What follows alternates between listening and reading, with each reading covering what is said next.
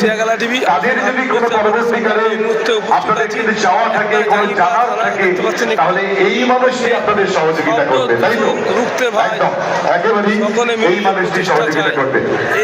দাদা আপনার নামটা একটু আমাকে বলুন। দাদা দাদা একটু এখানে আসবেন, একটু নামটা আমাকে বলুন। ধর্মেন্দ্র সিং।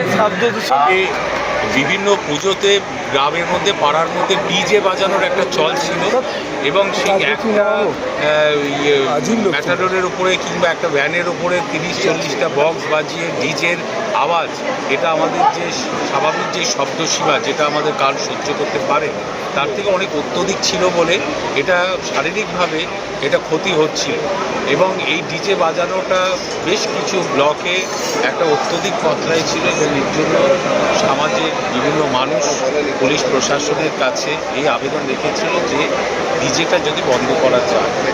এখন বিষয়টা হলো যে জাঙ্গিপাড়া থানার পুলিশ প্রশাসন তারা গত বছর থেকেই এই পাড়ায় পাড়ায় যে পুজো হয় সেই পুজোগুলোতে ডিজে বাজানোটাকে নিষিদ্ধ করেছিল এবং বন্ধ করেছিল। কিন্তু পাশাপাশি যেটা ওনারা করলেন সবথেকে ভালো, যেটা প্রশংসাযোগ্য, সেটা হলো শুধু ডিজে বন্ধ করলেন না, এবছর সেই সমস্ত পূজা কমিটির হাতে শব্দ বান্ধব একটা বাদ্যযন্ত্র সেটা তুলে দেওয়া হলো, যাতে তারা পুজোতে এটা ব্যবহার করতে পারে, আনন্দ করতে পারে, বিনোদনে সাহায্য করবে এই বাদ্যযন্ত্র। পাশাপাশি সেই পূজা কমিটিও এই বাদ্যযন্ত্র ব্যাঞ্জো সহ এটা বিভিন্ন জায়গায় ভাড়াও দিতে পারবে, ভাড়া দিয়ে তারা একটা আয় করবে যেটা তাদের অর্থনৈতিকভাবে সাহায্য করবে।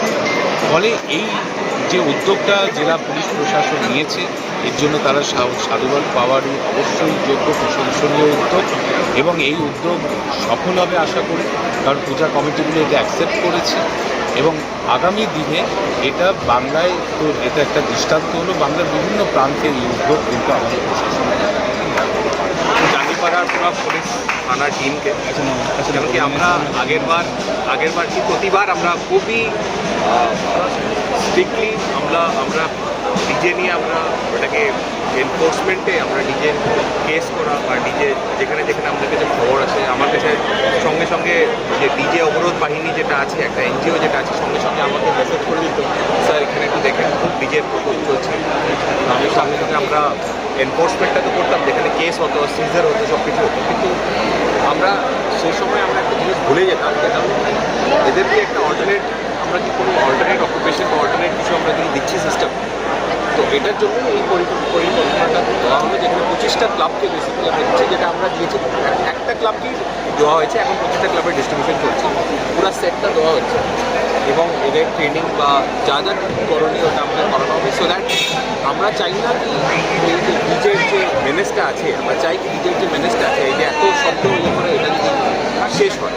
আর জাঙ্গিপাড়া থানাতে আমাদের ফার্স্ট টেস্ট হবে এটা কালী পূজার সময়। কালী পূজার বিসর্জনের সময় আপনারা জানেন কি আগেরবার আমরা অনেক ধরপকড় করেছিলাম, অনেক এনফোর্সমেন্ট আমরা করেছিলাম, কেস হয়েছিল, সিজার হয়েছিল, এটা ফার্স্ট আমাদের টেস্ট হবে, আমরা দেখি কীরকম করে হয়। যদি আমরা সাকসেসফুলি, আমরা জেলাতে অনেক জায়গা আছে এখানে আছে, এরপরে কি জেলা জুড়েই এটা চলবে? আমি যেটা বললাম আর কি, দেখি না এটা আমরা 25টা ক্লাব নিয়ে 25টা ইয়ে করে আমরা এখানে দেখা হচ্ছে, দেখানো মানে অলরেডি শুরু করে দিতে পারি।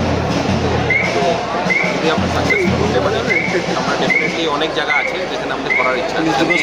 রাত্রেবেলা ডিজে বক্স পাচ্ছে, আমরা কেস করছি, সিজার করছি, এটা যদি অন্যরকম যদি একটা অ্যাভিনিউ দেওয়া যায়, যেটা আমরা চেষ্টা করছি। আচ্ছা, আজকে স্যার পুলিশ দিবস, মেসেজ আমাদের প্রতিটা থানাতে, হেডকোয়ার্টারে, জায়গায় জায়গায় এই টাইম আমাদের অনেক অ্যাক্টিভিটিস চলছে, প্রতিটা থানাতেই চলছে। কোনো জায়গায় ফুটবল ম্যাচ চলছে, কোনো জায়গায় সাইবার পাঠশালা দেখছিলাম, সাইবার পাঠশালা, কালকে সাইবার পাঠশালা যেটা হয়েছিল, সেলফ ডিফেন্স হচ্ছে, তারপর জায়গায় জায়গায় ডিফারেন্ট প্রোগ্রাম চলছে প্রতিটা থানা এরিয়াতে।